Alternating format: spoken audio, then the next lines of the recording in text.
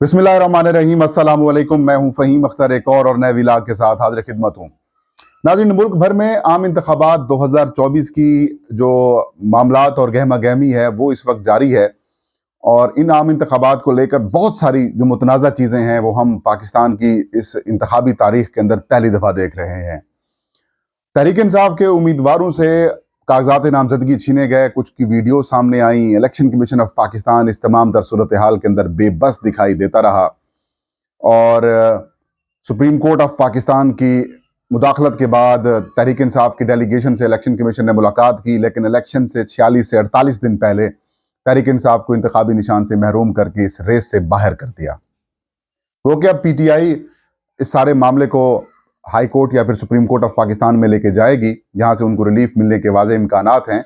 लेकिन जो आज खबर नाज़रीन मैं आपके साथ शेयर करने जा रहा हूं वो पाकिस्तान की इस जो इंतखाबी मैदान के अंदर की अब तक की जो सबसे बड़ी खबर इसे कहें तो वो गलत नहीं होगा, क्योंकि अब वाला जो मामला है वो ये जो खबर है ये इलेक्शन कमीशन ऑफ पाकिस्तान ने जो इलेक्शन मैनेजमेंट सिस्टम बनाया है उसकी नाकामी से मुतालिक है। सिस्टम ऑलमोस्ट बैठ चुका है और इलेक्शन कमीशन ऑफ पाकिस्तान इस चीज को बता नहीं रहा। इसके क्या इंप्लीकेशंस होंगी वो भी मैं आपको बताऊंगा, कानूनी हैसियत क्या है वो भी मैं आपके साथ इसकी सारी शेयर करूंगा। नाज़रीन, आज इंतखाबात का जो पहला मरहला है वो मुकम्मल हो चुका है। इलेक्शन कमीशन ऑफ पाकिस्तान ने पहले 3 दिन दिए थे कागजात नामजदगी जमा कराने के लिए, और फिर इन दिनों के अंदर 2 दिन की तौसीह की गई, और वो आज दफ्तरी औकात में के वक्त वो अब ख़त्म हो चुका है मामला। और तहरीक इंसाफ ये क्लेम करती रही, इल्ज़ामात लगाती रही है कि हमारे जो उम्मीदवारान हैं उनको पुलिस, बिलखसूस पंजाब पुलिस जो है वो कागजात जमा कराने से रोकती रही है, और इसकी हकीकत भी थी। और कई जो इलेक्शन कमीशन ऑफ पाकिस्तान के लाहौर के ऑफिसर्स हैं उन्होंने इस तमाम तर सूरत हाल के ऊपर, और जो रिटर्निंग अफसरान की जानिब से जो कह सकते हैं कि शिकायत आई, उन्होंने फिर मुतलका फोरम्स तक पहुंचाए। और उसके बाद अब क्योंकि वक्त ख़त्म हो चुका है तो अभी भी कई ऐसे तहरीक इंसाफ के पोटेंशियल कैंडिडेट्स थे वो इंतखाबात में हिस्सा लेने से महरूम हो गए हैं। इस तमाम तर चीज़ों को देखते हुए तहरीक इंसाफ को इंतखाबी मैदान से बाहर करने की कोशिशें भी सामने हुई। इलेक्शन कमीशन ने खुद उस कोशिश के अंदर अपना हिस्सा डाला, और बावजूद उसके तहरीक इंसाफ ने कहा कि नहीं, हम तो इलेक्शन का बाइकाट नहीं करेंगे और हम इंतखाबात के अंदर हिस्सा लेंगे। लेकिन ये जो खबर मैं आपके साथ शेयर करने जा रहा हूं नाजरीन, इलेक्शन मैनेजमेंट सिस्टम की, ये खबर बहुत खौफनाक है। इलेक्शन कमीशन ऑफ पाकिस्तान ने नाजरीन तकरीबन 32 करोड़ रुपए से जायद की लागत से, और फिर इसके ऊपर तरबियत का अमल कराया गया, फिर इसके टेस्टिंग वगैरह या बाकी जो मामलात हैं वो कराए गए, और लगभग इसके ऊपर 32 करोड़ से निकाल कर देखें तो 40-50 करोड़ रुपए तक इसके ऊपर लागत आई। लेकिन ये सिस्टम जो कि बनाया गया था, इसके ऊपर रिटर्निंग अफसरान को, डिस्ट्रिक्ट रिटर्निंग अफसरान को तरबियत दी गई, इलेक्शन कमीशन ऑफ पाकिस्तान के ट्रेनर्स, मास्टर ट्रेनर्स हैं उनको आगाह किया गया, बुक्स छापी गई, हैंड बुक्स छापे गए, और ये एक ओरिएंटेशन सेशन भी इससे मुतालिक इलेक्शन कमीशन ने अपने जो बीट रिपोर्टर्स हैं उनको भी दिया, और हमें इसके ऊपर ब्रीफिंग भी दी गई, और वो कुछ नोट बुक्स मेरे पास अभी भी मौजूद हैं, वो मैंने देखी। लेकिन नाजरीन, इस सिस्टम, ये जो पहला मरहला था इसका पब्लिक नोटिस का और उम्मीदवारों के कागजात नामजदगी जमा होने का, नाजरीन ये पहले मरहले में ही सिस्टम जो है वो बैठ गया है, सिस्टम जो है वो नाकाम हुआ है। और इलेक्शन कमीशन ऑफ पाकिस्तान से हमने मुतअद्दिद मरतबा ये सवालात किए थे कि अगर ये सिस्टम टेक्निकली या फिर किसी और वजह से बैठ जाता है या कोई इश्यूज आ जाते हैं तो आपके पास इसका मुतबादिल क्या है। तो उन्होंने कहा कि, या हमने कहा इंटरनेट की कनेक्टिविटी के इश्यूज भी हो सकते हैं, पूरे पाकिस्तान के अंदर 3G 4G का इशू है। तो उन्होंने कहा पहली बात तो ये कि हमने तमाम आरओज़ के दफातर के अंदर जो लैंडलाइन इंटरनेट है वो फराहम किया हुआ है, और फिर अगर उससे भी इशू आ जाता है तो फिर ऑफलाइन जो कनेक्टिविटी है वो भी इस सिस्टम के तहत हम फराहम करेंगे। लेकिन जैसे ही पब्लिक नोटिस का वक्त हुआ, रिटर्निंग अफसरान ने जैसे ये सिस्टम शुरू किया, ऑन किया, तो वो सिस्टम उनसे चला ही नहीं, बुनियादी तौर के ऊपर। तो जब पब्लिक नोटिस होना था 19 तारीख को, तो पब्लिक नोटिस EMS के थ्रू जनरेट नहीं हो सका, यानी कि इलेक्शन मैनेजमेंट सिस्टम के थ्रू जनरेट नहीं हुआ।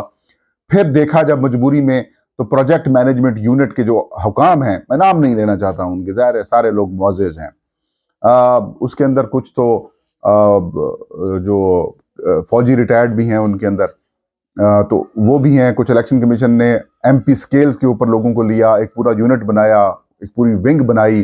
कोकेन के अपने इलेक्शन कमीशन ऑफ पाकिस्तान के IT के लोग मौजूद थे, बावजूद उसके जो है वो बाहर से लिए गए कि ताकि एक एक्सपर्ट्स हम हासिल कर सकें और इस सिस्टम की अफादियत बेहतर हो, और इस सिस्टम को जो मामलात हैं वो भी एहसन अंदाज में इसको हम आगे बढ़ा सकें, और एक मार्केट बेस्ड या फिर मार्केट की जो बेस्ट पॉसिबल ऑप्शंस थे उनको हम शामिल करें ताकि क्वेश्चंस भी इसके ऊपर ना उठ सकें।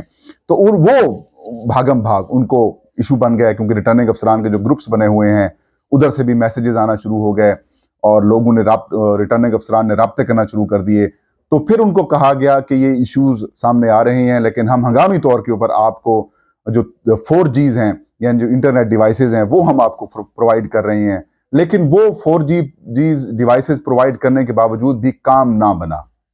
वो 4G डिवाइसेस मिलने के बाद भी सिस्टम ने काम नहीं किया। अब 5 रोज बाद, ये मैं खबर दे रहा हूं मेरे पास ये 4-5 दिन पहले से ये स्टोरी थी, जैसे ही पब्लिक नोटिस का इशू हुआ मैंने कहा इसको चलें, इसको आगे बढ़ने देते हैं, इस चीज़ों को देखते हैं, ताकि मे भी आगे जो वो कह रहे हैं कि इंटरनेट कनेक्टिविटी का इश्यूज हो सकते हैं, तो उस कनेक्टिविटी को भी देख लेते हैं कि क्या वजह है कि उसकी वजह से अगर बेहतर हो जाते तो फिर हम स्टोरी ना करें। लेकिन आज जब पूरे पाकिस्तान के अंदर कागजात नामजदगी जमा कराने का अमल जो है वो रुक चुका है, वो खत्म हो चुका है, तो अभी भी इलेक्शन कमीशन ऑफ पाकिस्तान उस सिस्टम के तहत जो फॉर्म 31 है वो जनरेट नहीं कर सका।